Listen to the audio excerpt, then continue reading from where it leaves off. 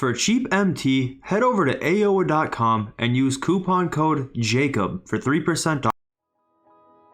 Well fellas, this is going to be an interesting one. If you guys are new to the channel, please go ahead and hit that subscribe button. I do types of videos like these all the time where I cover the history of certain players in their entirety lifespan of the MyTeam game mode. Most of the time, we cover players like LeBron or other big names that have had a lot of cards. This Glenn Robinson, on the other hand, is on the polar opposite side of the spectrum than somebody like LeBron James. Glenn Robinson has not had that many cards in MyTeam's history at all. We will cover the ones that he has had over the past 5 or 6 years, and we'll also touch on the new pink diamond that is the reward for the new draft mode in MyTeam. Now, as I mentioned in the intro, this is a pretty interesting one. Most of these history of videos I do of, there's a good number of cards that show up in the history of MyTeam for each player. The most recent history of video I did was LeBron James, who gets more cards in probably a 2-month span than Glenn Robinson has had in all of MyTeam history. The first time and the last time for a very long time that we saw a Glenn Robinson card in MyTeam was in 2K16. Now, everything about this card looks very regular. I mean, if you're new to the game, the 88 overall gold card might kind of throw you off, but just know that's not what's strange about this card. What is weird about this card is the fact that he was added at release, and on paper, he looks like he's pretty good for a 2K16 card, right? He's a small forward, but there was no position locks back then, you know. 6'7", with a pretty good three-pointer, 81, which was good for the time. He is quick enough. His defense wasn't great, but he could dunk the ball, and you know, for the time, just a card that was kind of a jack of all trades was kind of rare to find, so on paper, not that bad. But he didn't start off like that when he first hit the database. When he first hit the database, he was actually a 77 overall. He was a silver card, which is just surprising considering that this was the first year that they had Glenn Robinson in the game, and he was not a bad player in the league at all. So if we go down to the comments here, some of the people are saying, gonna need a rating upgrade, and that was in December.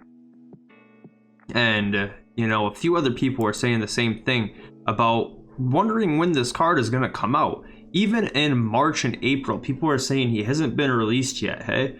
So they just had this card in the database from the very start of the year and held out on dropping him until eventually they upped his rating in February and then finally released him sometime in June.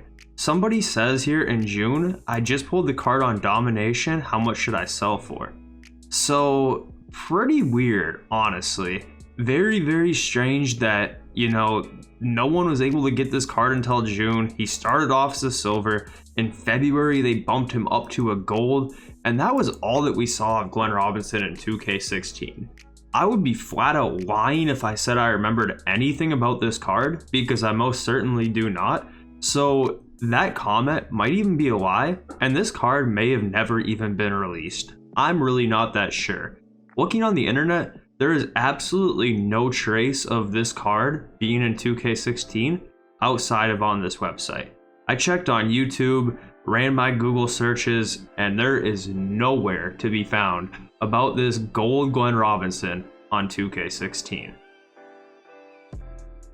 After going out of their way to get Glenn Robinson's player rights for 2K16, it seems like that he just was not in the game, they didn't have his rights, or they just didn't care for the next couple of years.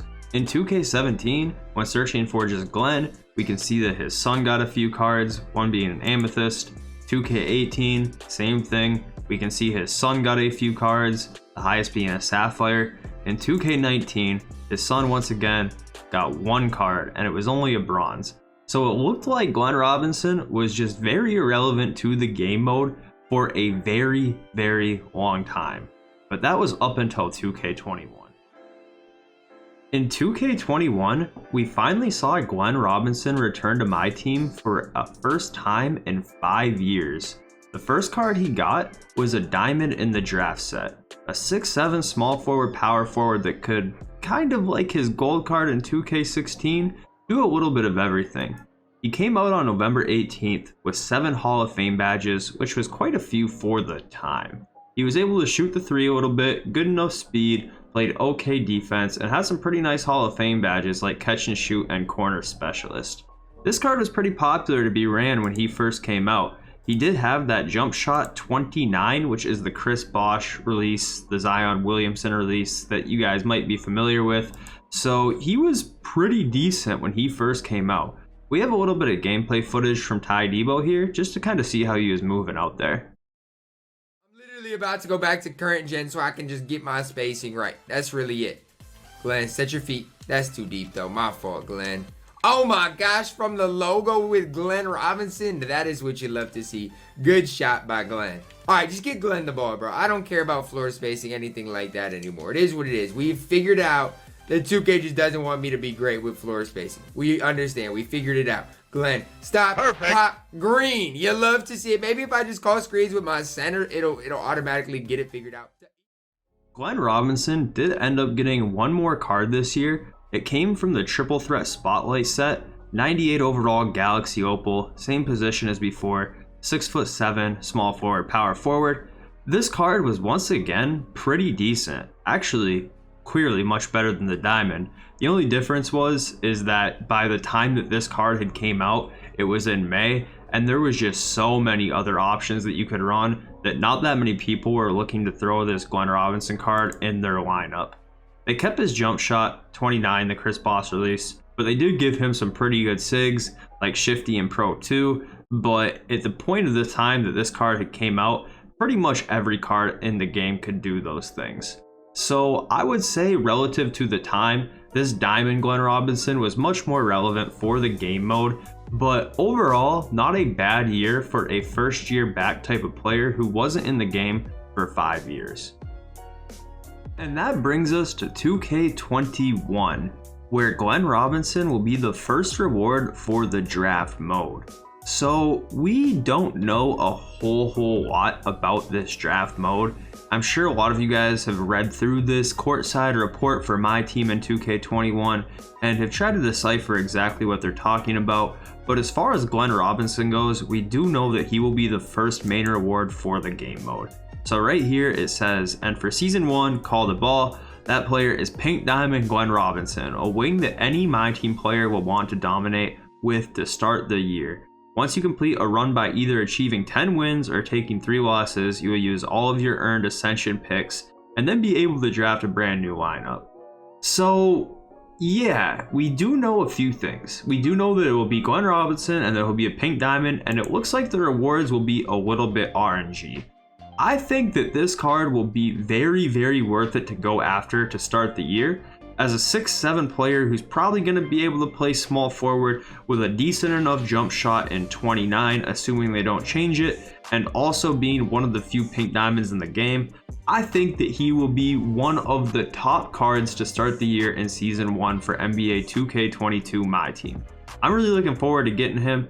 I just really hope that it doesn't take a million tries and it turning out to be a situation like it was last year with Danny Ferry or Terry Dishlinger, where it's so RNG that no matter how many games I win and no matter how long I spend on the game, I'm able to get him. But nevertheless, I think if you're able to pick him up in 2K22, he will do a great job, especially if you're not going to be going for that Carmelo Anthony card.